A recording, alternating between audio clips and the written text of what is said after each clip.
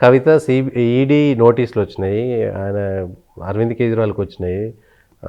ఆయన జార్ఖండ్ ముఖ్యమంత్రికి సోరెన్కి వచ్చింది. కానీ కవితను అరెస్ట్ చేయలేదు. మీ అసెంబ్లీ ఎన్నికల్లో అదే అరెస్ట్ చేయలేదు. ఇప్పుడు అరవింద్ కేజ్రీవాల్కి 5 సార్లు నోటీసులు పోయింది, రాలేదు, ఆయన చేయలేదు కదా అరెస్ట్.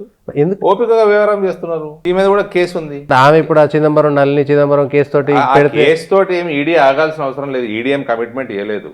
ఓకే, మహిళా సెంటిమెంట్ ని గౌరవించి ఒక 2 months 1.5 months వెయిట్ చేస్తామన్నారు. కోర్టులో డిలే అవుతుంటే వాళ్ళు మళ్ళీ ఇష్యూ చేసేసి వాళ్ళ పని మొదలు పెట్టేసి. కానీ ఏదో ప్రత్యేకమైనటువంటి ప్రేమ ఉన్నది. ఎక్కడో కేసీఆర్ కవిత కోసమో లేదంటే వాళ్ళ కుటుంబం కోసమో బీజేపీని కొంత దగ్గర తీసుకున్నాడు. ప్రేమ లేదు, ద్వేషం తప్ప ఏమీ లేదు.